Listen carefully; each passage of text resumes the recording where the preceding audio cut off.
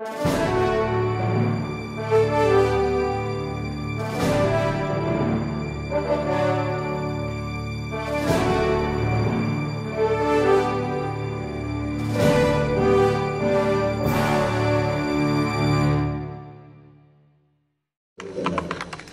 won't read to you, just for time's sake, the little story in my notes from the New York Times back in April of all the dairy farms in upstate New York moving to robotic cow milkers. Okay. So imagine you wanted to be a farmhand on a dairy farm in upstate New York. I hope you have a computer science degree. I actually live in Bethesda, as I said. Baltimore is 45 minutes down the road. Who was the biggest employer in Baltimore 50 years ago? It was a company called Bethlehem Steel.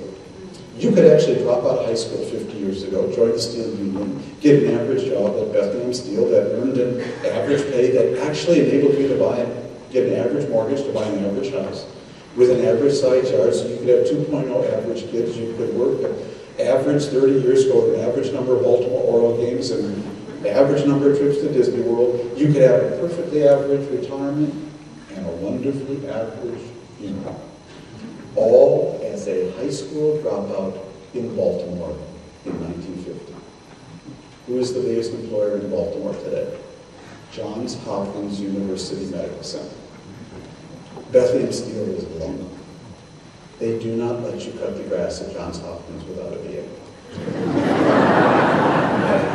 I exaggerate, but you know what I mean directionally. I mean, you've heard the story of the modern American textile factory. Just 2 employees today, a man and a dog. The man is there to feed the dog, and the dog is there to keep the man away from the machines. Now, I know what you're thinking.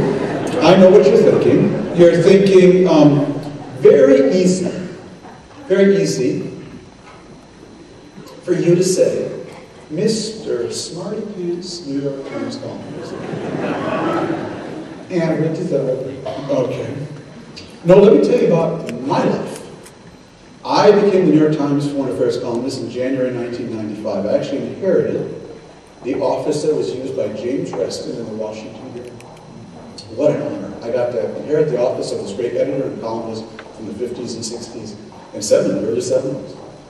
Now I suspect that Mr. Reston, actually later in the 70s, early 80s, I suspect Mr. Reston used to come to that office every day and say to himself every morning, I wonder what my 7 competitors are going to write today. And he personally knew all 7 of his competitors. I know them. Walter Lippmann, Mary McCrory, Stuart Eizenstat, Joseph Kraft, Tony Lewis. I can go right down the list. I do the same thing. I come to that same office every morning and say to myself, I wonder what my 70 million competitors are going to write today, including now the parking attendant at the high court. Oh, average is so over for me. You can, if I write about Israel, hey, you can pick up the Times of Israel, the Jerusalem Post, Haaretz, Ynet. You can compare me to all of those just as easy as you read my column. I've been going to China for 25 years. And for most of those years, I had one goal in mind when I went to China. Very simple goal. That I should write something that I could teach something about China to my mother-in-law in Chicago. Now it happens that for most of those years, my mother-in-law in Chicago had never been to China. So the truth is I couldn't write an average column. Hopefully I did. But I could get here in China. They have panda bears eating these chopsticks and there's a big wall going through the country.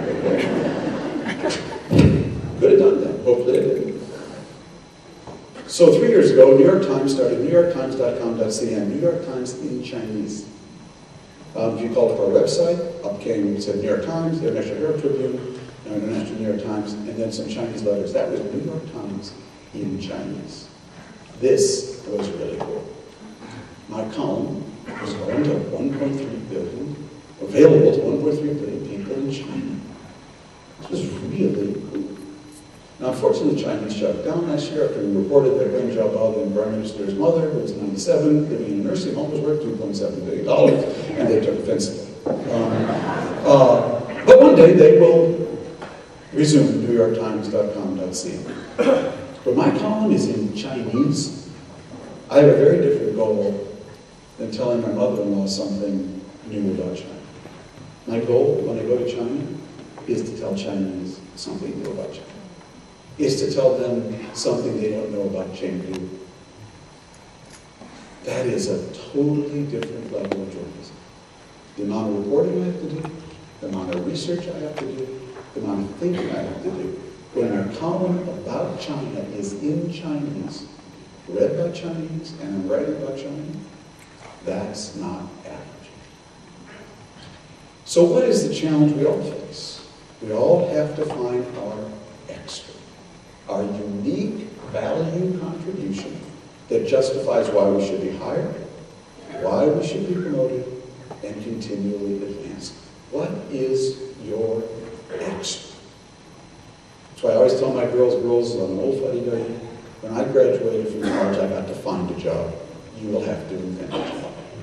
That's the difference between me and my girls. Oh, they get lucky they did get their first job. But to advance in that job and be promoted, they'll have to continually, so much more often than me, invent, re-engineer, and redesign that job. So what is the challenge we all face? Well, historically, the labor market was divided into 3 tiers. Top tier was called non-routine work. You wanted your kids, you want yourself, to be in a non-routine job. You wanted to be a scientist, an archaeologist, an artist, a lawyer, a doctor, an accountant, a writer, an athlete, an entertainer. These are all jobs that cannot be described by an algorithm and therefore outsourced, automated, or digitized. You wanted to be non-routine. What you did want to be was the second category, which was called routine work. Routine work is work that involved any repetitive motion, either on a factory floor or in the back room of a bank or insurance company, that could be easily described by an algorithm and therefore outsourced, automated, or digitized. Routine work in this country has been crushed, we know, and first with blue-collar jobs and now with more and more white-collar jobs in the second half of the chessboard. And the third category was non-routine local work. That was your butcher, your baker, your candlestick maker, your dental hygienist, your massage therapist, and your divorce lawyer. Stuff that had to be done face-to-face in a specific location. But the wages of your non-routine local workers will depend on how many non-routine high-end workers you have. It's much better to be a massage therapist outside of Apple headquarters in Cupertino, California, than in the middle of rural Georgia or Montana or Minnesota. Now, what's happened in the second half of the chessboard? What's happened is it's not enough anymore to say, I'm safe. I'm non-routine. I'm a radiologist, I'm non-routine. Oh, really? Because I can actually get those x-rays read now just as quickly in Bangalore, India, as I can here. What is your x-ray? I'm safe. I teach poetry at Georgia Tech. Okay? I'm safe. Oh, really? Because we can now pipe in Harold Bloom's poetry and move from Yale into that classroom as easily as we can have you teach your course. It's not enough for me to say, I'm the foreign affairs columnist for the New York Times, I'm non-routine. Not when I have 70 million competitors. You've got to be creative non-routine now. Not enough to say, I'm an architect, I'm non-routine. You've got to be a creative architect. Not enough to say, I'm a lawyer, I'm non-routine. You've got to be a creative lawyer. Not enough to say, I'm an accountant, I'm non-routine. You've got to be a creative accountant. Well, not a creative accountant. We have enough of those. You know what I mean. You know what I mean. This is, though, the challenge facing every job. So what does it mean for education? And I'm winding up here. What it means is we have 3 huge educational challenges. We need to bring our bottom to our average so much faster, because there is nothing down there. If you don't have some form of post-secondary education, this is not Baltimore in the 1950s anymore. There is nothing down there that will sustain a middle-class lifestyle. We need to bring our bottom to our average so much faster, and that's all about the 3 R's, reading, writing, and arithmetic. But we need to bring our average, the global height, so much higher, because that's really where the extra is, and that's all about what Tony Wagner at Harvard calls the 3 C's or 4 C's, really: creativity, collaboration, communication, and critical thinking. Third thing we need to do, then, is we need to really work on the big M, motivation. Because motivation and self-motivation are going to be so much more important in the second half of the chessboard for your kids. My friend Marina Gorpas, the futurist out in Silicon Valley, taught me this. She pointed out to me one day that 15 years ago we talked about the digital divide of the world. The digital divide. That was who had access to the internet, who didn't, and who had a network phone and who didn't. And that really mattered. If you were in Atlanta and someone in rural Georgia didn't have that access, you had a huge advantage technologically. And if you were in America and someone in the developing world, in Africa or Latin America, didn't have that, you had a big advantage. There was a digital divide in the world. There still is to some extent. But here's the news flash, folks. In 5 years, surely in 10, there will be no digital divide in the world. Everyone on the planet who wants to will have a network connection. And when that happens, the big divide in the world is no longer going to be the digital divide. This is Marina's argument. It's going to be the motivational divide. Who has the self-motivation to take advantage of all those tools out there, all those potential customers, collaborators, co-creators, and suppliers. That's going to be the big divide. I did a series of columns on Google last year called How to Get a Job at Google. And one of the things that Leslie Bach, Google's head of human resources, pointed out was that 14% of Google teams today are made up of people who have never gone to college. Because Google does not care what you know. The Google machine knows everything. All Google cares for and will pay for is what you can do with what you know. And they are completely agnostic to how you learned to do with what you know. Did you learn it at home by yourself, at Matchbox University, on a Kaplan course, at MIT? They are completely agnostic. And one of the biggest new growth areas in education is going to be certification for people of what they can do with what they know, who have learned to do with what they know, outside of all the conventional channels. So motivation is going to become hugely important because the exciting thing is the ceilings and the walls, they're all gone. But so is the floor. And so much more is going to be on you. So let me conclude by preempting the first question. And the first question is, Mr. Friedman, you mentioned you have 2 daughters. What do you tell your own kids? What do you tell your own kids about how to lead into this world? And since they're tired of hearing it, and you're fresh meat, I'm going to share it with you. Okay? So I have 5 basic, pieces of advice for my girls. Rule number 1 is, girls, always think like an immigrant. Always think like a new immigrant. How does the new immigrant think? New immigrant thinks, I just showed up here in Atlanta, and there's no legacy spot waiting for me at Emory. I better figure out what's going on in this town and pursue those opportunities and openings with more energy, vigor, and persistence than anybody else.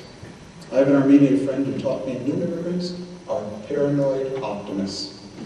They're optimists because they came from somewhere bad to somewhere they thought was better, but they are paranoid. They think it can be taken away from them at any second. Think like an immigrant all the time, because we are now all new immigrants to the hyper-connected world, to the second half of the chessboard. Second, think like an artisan. Who is the artisan? Artisan was that person in the Middle Ages, before mass manufacturing, who made every item individually. The artisan made every shoe, every chandelier, every plate, knife, fork, and spoon, every table, chair, every stirrup and saddle, every piece of clothing individually. And what did the best artisans do? They took so much pride in their work. They brought so much extra. They carved their initials into it at the end of the day. Do your job every day as if you brought so much unique value add that you want to carve your initials into it at the end of the day. Think like an artisan. Got that idea from Larry Katz. Third, got this idea from Reid Hoffman, the founder of LinkedIn. In Silicon Valley, Reid said to me one day, there's really just one 4-letter word.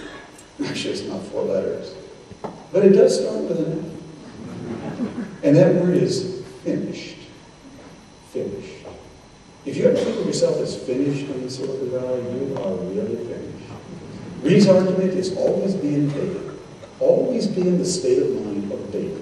Always think of yourself as a piece of technology or software that's about 85% done. You throw it over the wall, the community tests it out, they stress it out, they find the holes, they find the glitches, find the mistakes, throw it back, you work on it some more, throw it over the wall again. Lee's argument is always be in beta, always be in the process of learning, redesigning, re-engineering, and retooling yourself. Alvin Toffler said this, there's a lot of truth to it, that real literacy today is not reading, writing, and arithmetic. It's the ability and desire to keep learning and relearning. Always be in beta.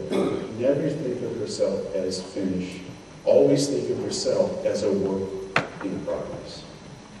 Fourth, and this is my own rule, I'm a huge believer in the importance of that M. And that's why I coined the equation PQ plus CQ is always greater than IQ.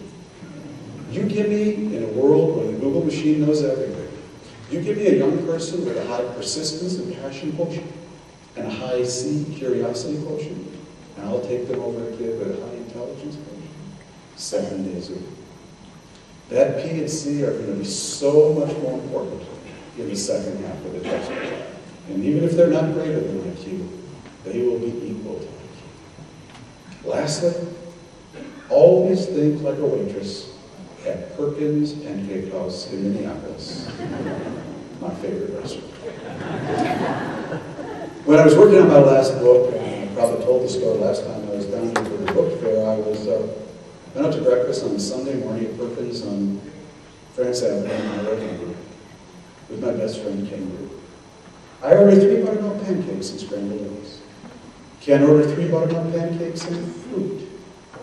And after 15 minutes, the waitress came back. She put her 2 plates down, and all she said to Ken was, "I gave you extra fruit."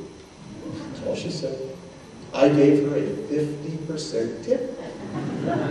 Why did I give her a 50% tip? Because that waitress didn't control much, but she controlled the fruit label.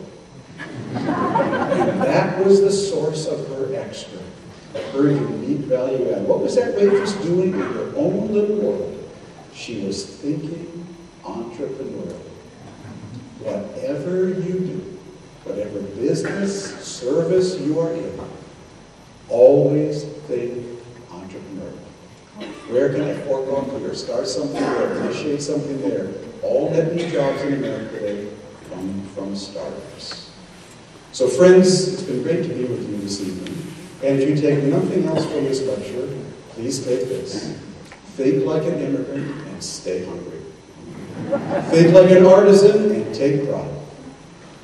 Remember, always be in beta, and that PQ plus CQ will always trump IQ, and absolutely always think like a waitress at Perkins Pancake House in Minneapolis. Because this Minnesota boy can tell you, we all really do live in Garrison Keeler's Lakewood, where all the men are strong, all the women are beautiful, and all the children need to be above average. Thank you.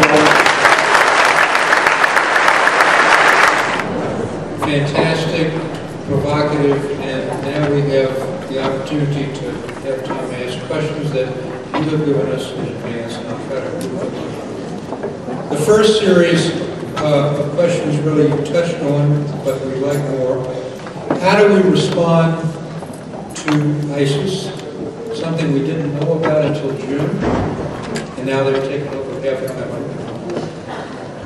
Is that an example of the fact that conflicts now aren't the kind of major power conflicts, but are local and civil conflicts? If so, how do we respond to them? And then, related, you talked about the problem in the Arab world of being pluralistic without mastering pluralism. Will there be coherent states in Iraq, in Syria, in Libya, in Yemen? And how do we create a stable world for all the things you talked about when we have this kind of turmoil? Well, those are really good questions. Can we go to the next ones?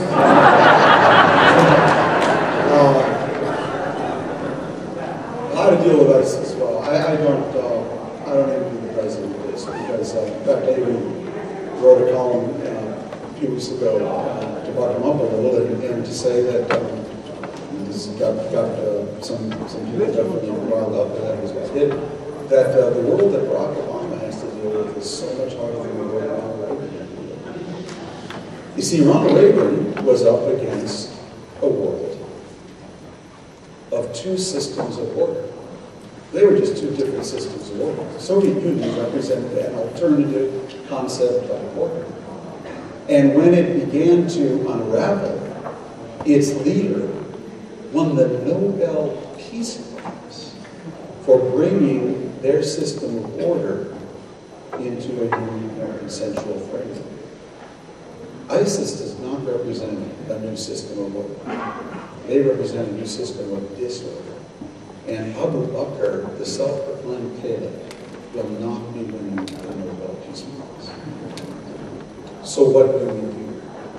Well, you know, I believe that the one thing I'm sure we should do, and are doing, is I do believe we have to contain this problem, or help the people there contain it.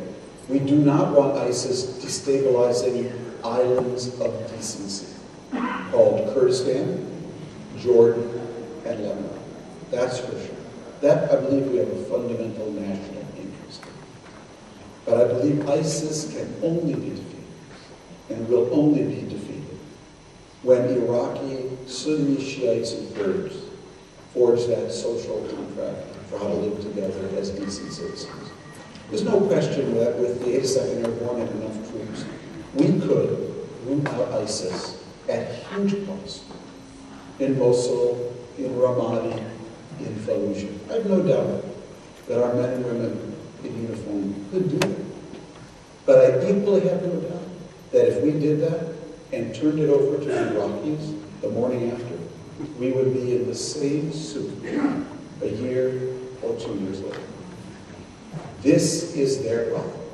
They have got to own it. We can contain it. I believe we should. I agree with what the president is doing there. We should try to integrate it. But in terms of destroying it, it can only be destroyed when the people there decide that they are going to present a different system of order.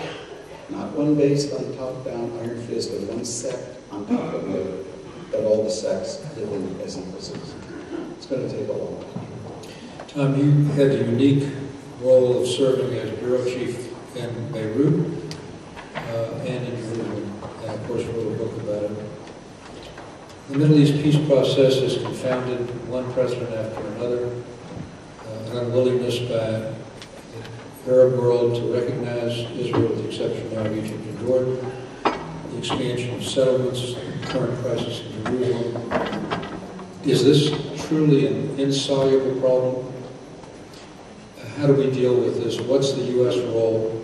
Do we have a greater role than the one you've just described for other parts of the destabilized Middle East? Well, you know, I guess I have the same answer in some ways for all these questions, which is that the Middle East only puts a smile on your face when it starts with them. Camp David started, as I've learned to tell this too, between Egyptians and Israelis in secret meetings or not. It started with them. And when something starts with them, and they have ownership, it becomes self-sustaining. The Oslo peace process between Rabin and Arafat started with them. We found out about it a year later. The Anbar uprising of the tribes in Iraq started with them. And then our surge could help. We can amplify anything they do. We can provide the White House now, the catering and all things. But there's nothing we can do that they won't do for themselves.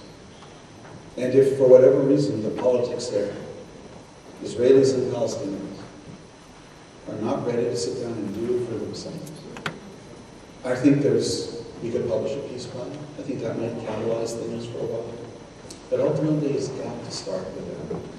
And if it doesn't, we're just going to have to wait till it does and hope that the wheels are going to turn. But have you seen any greater willingness?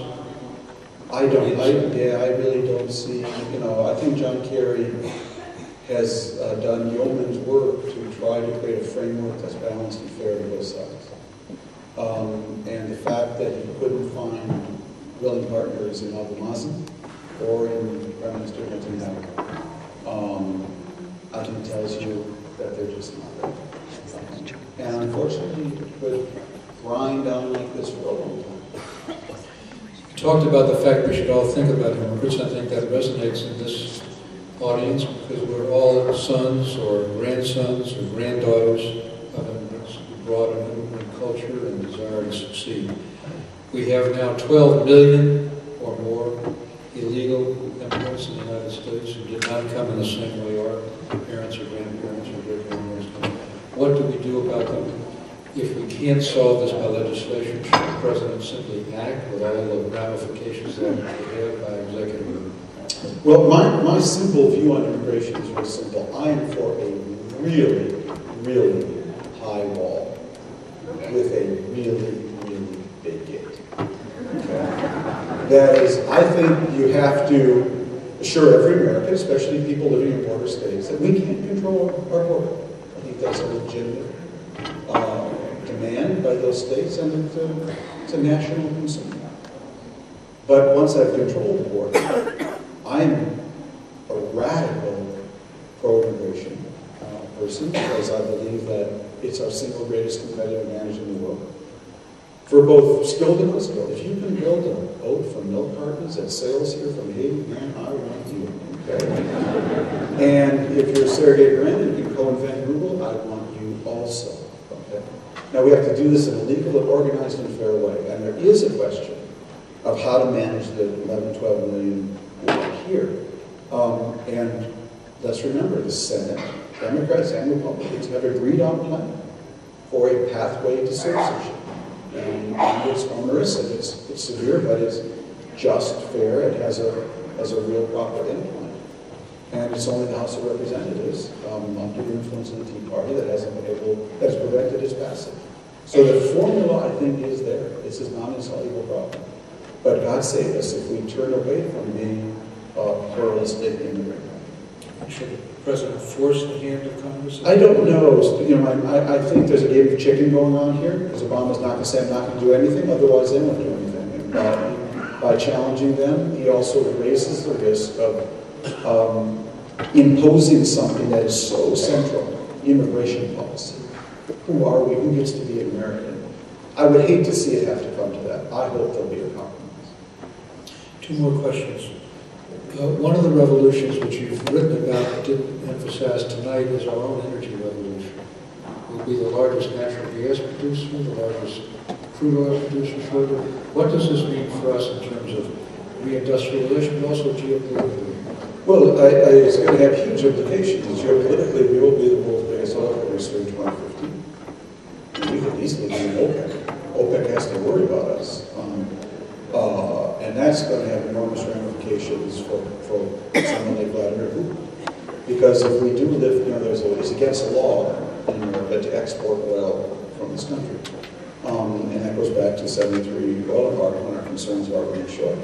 But if we decide to lift that law, and we occasionally do make exceptions, and we start exporting, we could have significant impact, and already are, on the global price of oil down here. Coming down here, I was reading this morning about how the ruble is crashing, in part because of the sanctions, in part because of the oil price fall in Russia. So I would like to see the price of oil come down, but I would like to see it come down gradually, only because think about a world where average is over, and then think about some of these Middle Eastern countries with no oil to cushion the transition. You'll see chaos. And so I want to make this a gradual move, but I do want to move us in that direction. Last question, our own planet. You wrote in The World's Fast in your last op-ed on Wednesday about what was happening to rainforests in Brazil. You talked a little bit about rising temperatures, but how do you get a society that doesn't feel the impact take steps now for long-term benefit, and are we past a tipping point? Is it too late? Well, that's really the scary thing. You know, one of my real environmental teachers, Rob Watson, invented the book, and always loved to say to me, Tom, Mother Nature She's just chemistry, biology, and physics. That's all she is. You can't talk her up, you can't talk her down, you can't say, Mother Nature, we're having a bad recession. Could you hold off? Or it's midterms. Could we take a break? Now, Mother Nature is going to do whatever chemistry, biology, and physics dictate. And Mother Nature always backs last. And she always backs 1,000. Do not mess with Mother Nature. And that's exactly what we're doing. So I fear that we're just sitting around waiting for the perfect storm.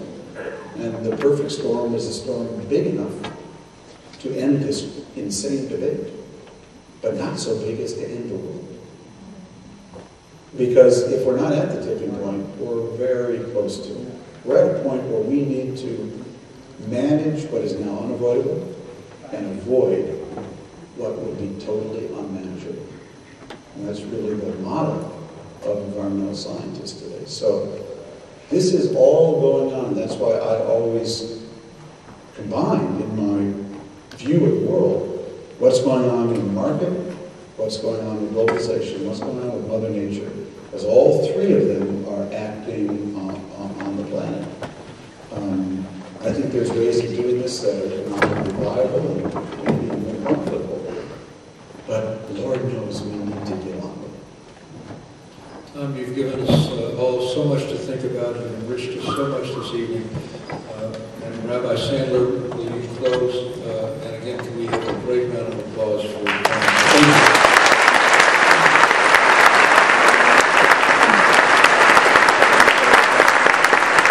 I'm bringing you on in the center of the Bima here. Perhaps the last time that a rabbi did that was Rabbi Goodman at your bar mitzvah. It was a lot taller. Yes. I'm sure of that.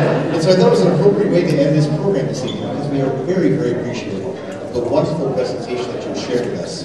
And you know, I've been looking through this program, Tom, and I've been looking at the guests that we've welcomed over the course of many years.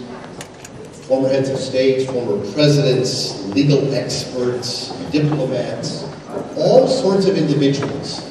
And now Thomas Friedman, an ordinary kid in Minneapolis who used to eat at Perkins, I remember, by the way, on Excelsior Boulevard. And maybe every now and then you got to go to the Lincoln Dell, or maybe my cousins at the Boulevard Deli, I don't know. And how do you belong here among all the others here? I want to suggest to you that you do, in a very, very significant fashion. You have a number of gifts.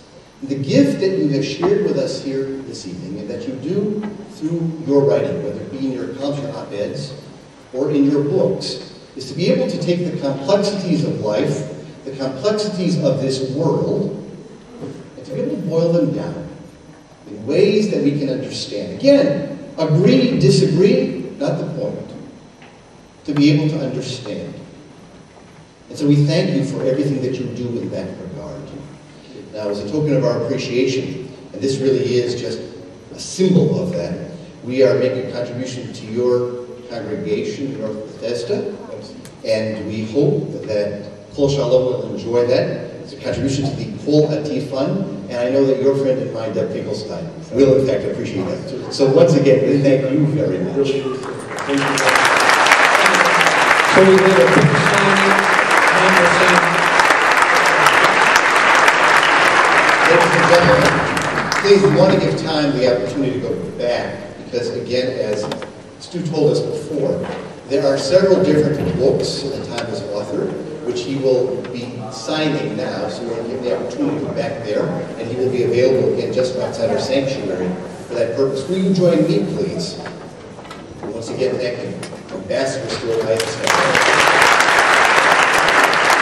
Put you out front just a second. In just a moment, just a quick moment. Right of a rabbi, I get to share a parting thought. Understanding a world in turmoil. That is exactly what Thomas Friedman has helped us to understand here this evening.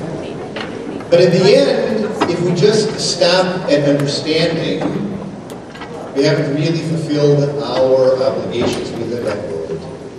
Because we must enter into that world in a fashion that in some manner is reparative. We are part of the Jewish community, understand what we do in that regard as acts of tikkun olam, the way in which we enter into that world to change it. We can't make it less complex.